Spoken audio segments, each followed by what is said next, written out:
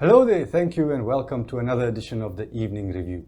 My name is Augetto Graig and in studio with me this evening we have radio journalist Dwight Links. How are you, Dwight? I'm okay, and you, Augetto? I'm good, Thank you for bringing me here, yeah. You're very welcome. Now on Sunday it was World Press Freedom Day. Yeah. And I guess I should congratulate you on a little bit more leeway to say what you want to say there on the radio. Yeah. How do you feel about it?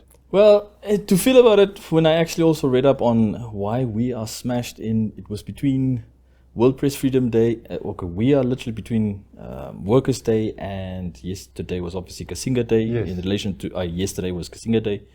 It had a little bit of a celebration to sort of like celebrate everyone who goes through daily struggles and obviously has struggled, and obviously, you know, what we do is bring information to people. Yes. But yeah, I was a little bit stoked and a little bit also, a little bit cautious about why are we celebrating so close to Workers' Day, but that's a different discussion. Well, it is a lot of work. But on another point, the president also released a statement praising especially the improvement in the ranking of Namibia to number 23 in the world and the second in Africa in terms of press freedom.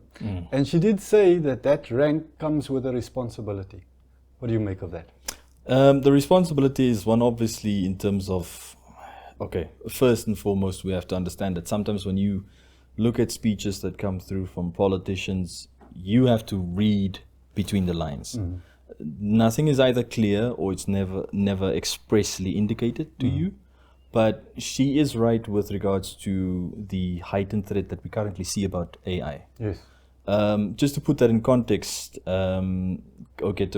I've been following, I don't know if you know what in real life streamers are. No. These are streamers, you've heard of the YouTube streamers. Yes. Yeah, so now there are two kinds of streamers. These are people that walk around with the camera all day long, and then they document their interactions with real life society and real life settings. So from tourism to nightlife, which is also tourism, to all other manner of things. So currently what has happened in Korea for the past year and a half, a guy who had the digital persona, his persona's name was Johnny Somali. He's technically of Ethiopian descent. But Johnny Somali has recently been incarcerated in South Korea for using a deepfake applications and AI applications to sort of like impersonate a relationship he had with another streamer, which in South Korea is a crime. You can be charged and sent to jail. So Johnny Somali is, sort of like patient zero analysis. And whether or not I can prove whether the president knows of such particular antics, but during her campaigning, obviously, AI also became a hot topic where it was alleged that she fainted on her campaign trail, which was fake as well, because it was AI. So she is right. Yeah. There were a few comments also last year by the media ombudsman. He's also right. And you just add a little bit of salt as well to some of the discussions he has held with journalists. But in essence, information is becoming much more convoluted, meaning there's a lot more noise. There's going to be a lot more churning out production. There's going to be a lot more opinions coming about. I mean, Reuters and Oxford University have got their foundation together, and they brought out a report last year where they cited, what do 18 to 24-year-olds look at today? How do they consume news? And the tough decision for us, because you and I, we're part of the millennials. We're like the last generation to hand over a baton. Yeah. Unfortunately, those guys don't want to listen to mainstream media outlets. You bring up a very interesting point, and I've been thinking about it quite a bit, about the lack of trust in mainstream media. Yeah. And I think that we should start with ourselves as media organizations, both state and independent. The fact that the person who has the purse strings can often dictate the tune, and after a while your audience gets wise to it and they stop listening to you. So I think we need to take some of the blame there, all mainstream media, and especially in some places where it's gotten so crazy, like for instance in the American and Israeli war against Iran. The American government has banned satellite companies from transmitting pictures and video footage of their bases that have been destroyed. So Yeah. you can understand where the rejection of the mainstream media would come if you can't trust the mainstream media, and that creates a much bigger space for misinformation and disinformation and fake news, as a famous president calls it. Yeah. Yeah. Well, I actually also, in terms of the fake news scenario, I recently went through one of our sort of like social media posts, since we also have an e-paper. And I remember there was an article that one of my former colleagues wrote last year. Yeah, it was last year, at the start of last year, when the cabinet, the 8th administration cabinet, were all inaugurated, came into office, and yada yada. And that was literally between January and when the court cases, the elections court cases were taking place. Yes. So one of my colleagues wrote an article regarding a investor idea to build this high-speed rail across the northern regions. I don't know if you remember that. I vaguely remember that, yeah. So then I went and looked for, but it was something with regards to looking for something on Ministry of Works and Transport's own social media platforms in terms of, did they issue any statements? Yes. And I came across this post of ours, of our own article, where they went and placed on fake news. But they don't motivate anything. Yes. That's all. They just declare it. They just put a like in red, fake news, Yeah. just like that, and just bam. Now you ask yourself as the media, because we're almost the information peddlers. Yeah. Now you ask yourself as an information peddler, what's your reason for this? Yes. And why didn't you guys issue a statement back to us asking, or convey back to us, or like what you and I have seen? Yeah. They present a clarification to all media Yes. regarding what a media house has reported. Yes. None of that. None of that. I'll tell you today. I discovered that in 2026 last month. That Yeah. was done in 2025. No rebuttal, no clarification, no highlighting. So it's not just that fake news can be generated, but your work that you went and interviewed as a journalist Yeah. can be, for no reason, be rebuked without any proof, without any justification, without any further motivation. Yeah. Like we know, because media is viewed as another function to academia, Yes. because academia also rely on us for credible reporting, because we like first line, in some cases, first line observers, first line contact points to disseminate to everyone. And universities rely on us. Yes. But when a ministry does something in that example, you're like, what is this? You touch on a lack of responsiveness, and I think that is a big weakness in terms of governance in Namibia, not only public sector, but also in the private sector. I feel that it hasn't yet dawned on a lot of our leaders that misinformation, disinformation, all sorts of lies, they spread in a vacuum, where there is no verification to find, clarification to find, no authority that you can turn to find out whether something is real or not. Then it just mushrooms. Or they just keep quiet. They just stay silent. Like, for example, I was of the opinion, we've all heard, obviously, of the naked man that supposedly popped up at State House. Yes. You and I know what the security is like. Yes. It's significant. So how did a naked guy just end up in State House? Yes. Just like that. It's. I mean, this is not magic. Yeah. Unless you can go past the laws of science, there's no way that intriguing. guy just walked in from the front gate, where you and I have seen what the security is like, all the way into the middle. And now, okay, it's been verified. He's appeared in front of the courts earlier today, but I was of the opinion that this is a hoax. Yes. It sounded fake to me. Because there wasn't a statement. Yes. There was no statement. The second scenario was also, what were the details about this? Yes. Was this a pala with just a twist of nudity? So what are we looking at? Yeah. So you are right in that scenario also in terms of how, I'll actually call it, you want to call it governance, I'll actually call it professionalism. Yeah. There is an important thing we need to understand here, Augetto, and specifically for all media professionals. In this profession, you can either get certified or you start in it. And the weird scenario is, our profession, we are placed alongside the teachers and the nurses. Like, you must have a passion for it, but passion doesn't fight inflation. Yes. Passion doesn't fight interest rates. It doesn't fight a home loan, and it doesn't fight a car loan. And the unfortunate thing is, there's also so many things that the everyday Namibian does not know.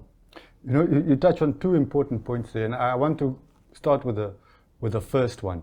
In the Reporters Without Borders ranking, where they listed Namibia, they break down why we get that score. And one of the weakest areas was in terms of economics. So I think that would include not only what journalists earn and media practitioners, but also the money in the industry, how viable it is as an industry. You were mentioning it earlier in a previous conversation we were having, but it's not easy to run a media business in Namibia. No, it's not. I mean, I also come out of the newspaper background, like you yourself, because we actually were at the same company together at one stage. The former sales manager I had at the time, he did a little experiment with his family, and he asked them, listen, how much do you think this news, what do you think the value of this full page advert costs? Yeah. And at that stage, it was still like 23,000 Namibian dollars. Yeah. And they didn't believe him. Yeah. And then he gave them the examples of what full page A3 advertising cost in South Africa. Yes. Through the media buying entities over there. And in South Africa, it's like 10 times 2, that price tag. So we're talking from 60 all the way to 150,000 Namibian dollars. So, and the South Africans actually have a healthy ecosystem. Yes. But the ecosystem is also under threat because of the internet and the proliferation of internet services.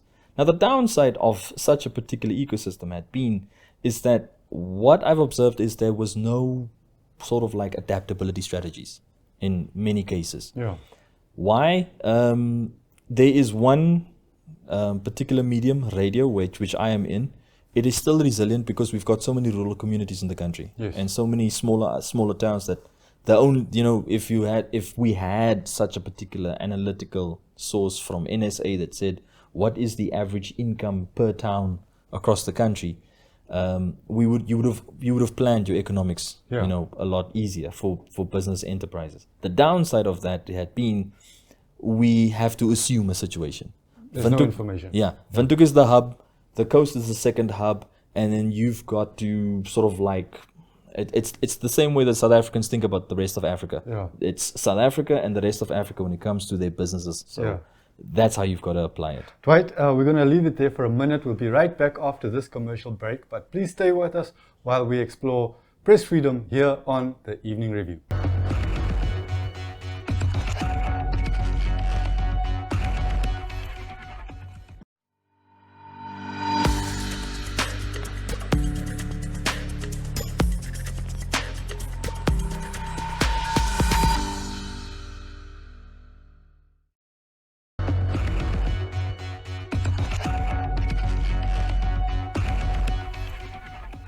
Thank you and welcome back to the Evening Review. My name is Augetto Graig, and in studio with me this evening, Dwight Links, radio journalist. We are busy discussing press freedom after World Press Freedom Day was celebrated on Sunday.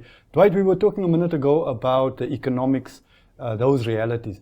But there's a second thing that your earlier comment highlighted in my mind, which I'd like us to explore, which is the question, how informed are Namibians really? Do you think that despite everything, the Namibian media is managing or is doing justice? Is doing justice, yeah. What do you think? Well, my best template is always, it's an oversight committee report from the National Assembly on infrastructure. Yeah, it was, but there was a lovely sentence in that report, which the oversight committee members of the previous administration, of the 7th administration, they went in 2024 to certain regions from Augetto and Chupa, and then I think Kunene, and then a few of the O regions, and they showed up at the town, and then they asked one of the local councillors, the regional councillors there, or the town councillors there, how do you feel about the project, the development project the capital project in your town? Yes. And then the response that they recorded there was literally the councillor did not know what project was happening in their town. Was literally the question of what project. Yes. So in essence, it's also a dual scenario, meaning what I've realized over the past 2 years, since President Bumba took over from President Geingob, was there was this ramp up, this drive to communicate as much as possible, to share as much information as possible. The unfortunate thing is, I've noticed with each of the mediums of news and media in Namibia is that we're all limited. Yeah. You can only, the state broadcaster goes and records a whole 1 hour, and then late at the night you see a 3-minute report. Yes. A whole hour. Yeah. I can only talk in an hour, 2 hours of a show, but then we also can't cover the whole content. Yeah. You probably have seen the same even in print. You can't write the whole discussion of a panel discussion on a key development there. Yes. So these things, unfortunately, they are opportunity costs. You know, some things have to be sacrificed. So in essence, it's a no, which feeds back into that Reuters report that I mentioned earlier, because the young people in like America and Europe, they don't trust their own mediums. But I've also noticed that there's a lot of narratives being driven. Okay. And narratives, we've seen it with the Iraq war. Then it showed up once again with the Syria conflict, and even with Libya. And then it showed up once again here since Russia 2022 heading this way. The narratives that happened. And if you go think about things logically and you look at facts, then you realize, okay, the facts on the ground speak louder than what a couple of politicians are shouting at here and there and over there. So yeah, there's also the noise coming into, while we're trying to do our job, the noise coming into it that's literally also mixing into the perceptions. So if we acknowledge that because of its limitations or for whatever reason, Namibian media doesn't quite get there in terms of informing citizens as they need to be informed. Yeah. The next logical reaction, I would say, from a citizen's point of view, if we accept that reality, is to try and inform yourself.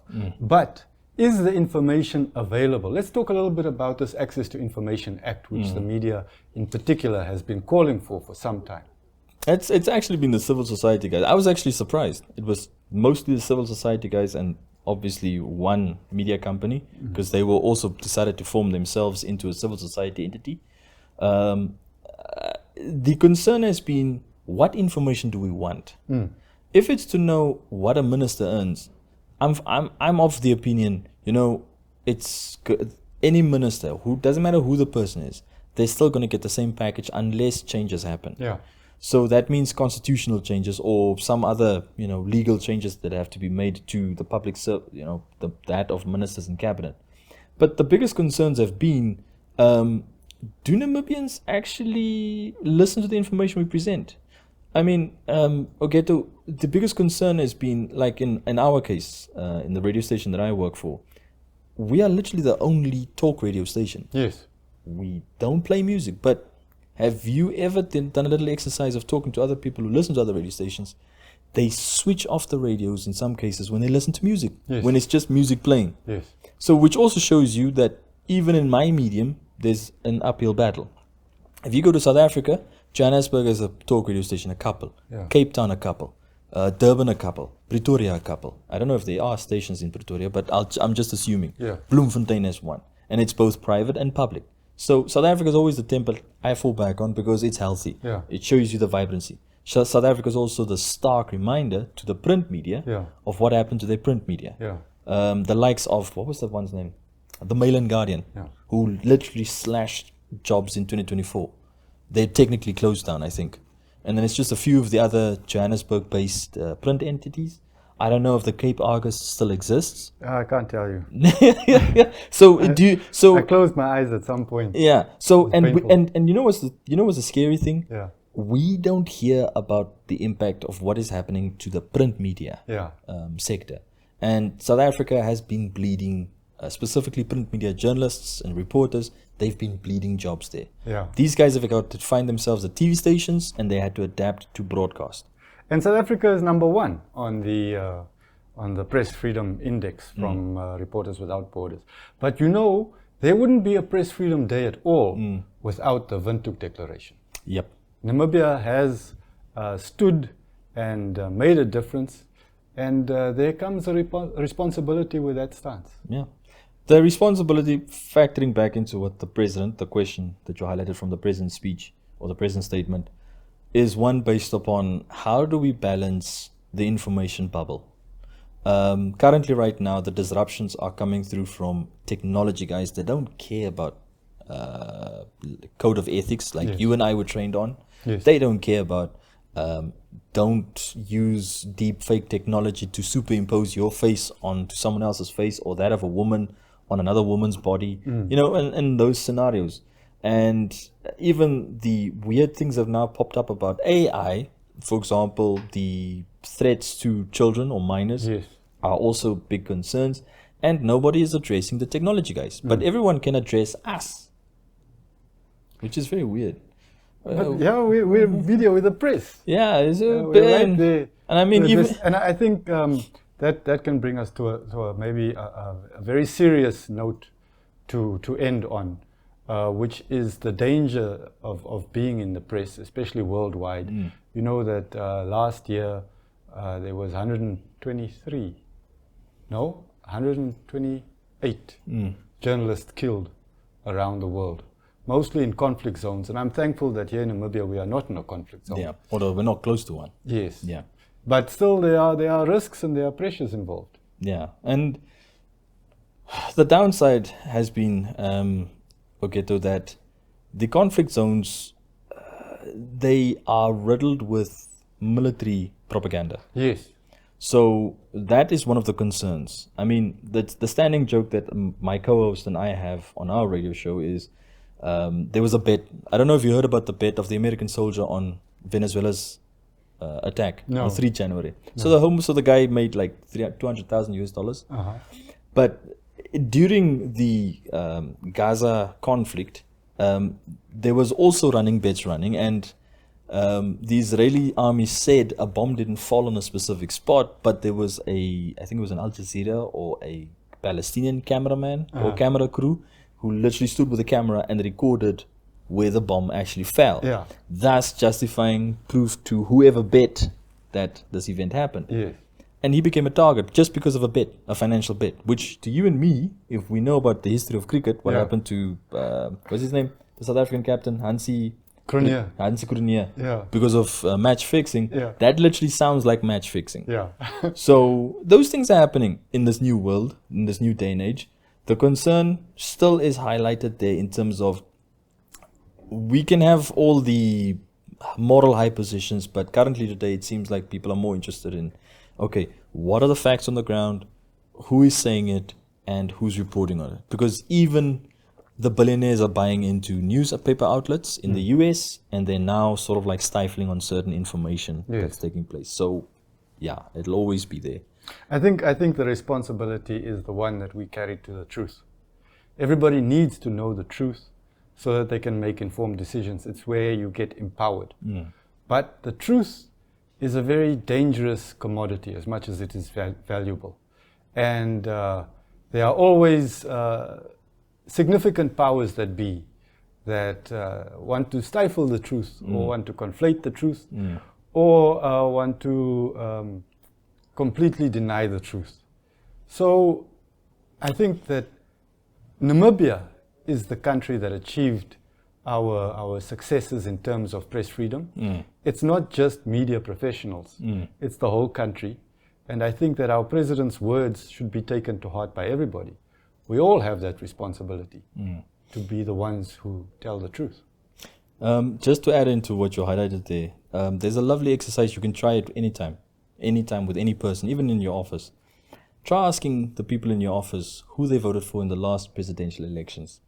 And you observe body language, you observe how open they are to practice freedom of expression, freedom of choice, and the ability to just have confidence, to not be attacked or to become some form of a gossip element. The reason why I highlight that, Augetto, is that in Namibia, we've got a big issue specifically around talking about politics. You have still older generations present who still believe it's this way and no other doctrine that you can follow. And then the younger cadre of Namibians who are either disillusioned, who either don't want to vote, and who either follow any other person who speaks to their needs. and who don't tell them you need to go and register to vote. Yeah. Yeah. I mean, you can have all the youth support there, but if they don't show up to vote, there's nothing you can do. That's true. Yeah. So if you play that little if you test that little experiment, you'll see the problem we have with specifically freedom of expression. Yeah. Basics. So yeah, just on that note. Thank you very much, Dwight. And thank you very much for joining us on this edition of the Evening Review. We've been discussing and exploring what Namibia's achievements in terms of world press freedom really mean. And I hope that you've enjoyed this discussion. But please join us again tomorrow evening when we'll have another evening review to share with you. Good night.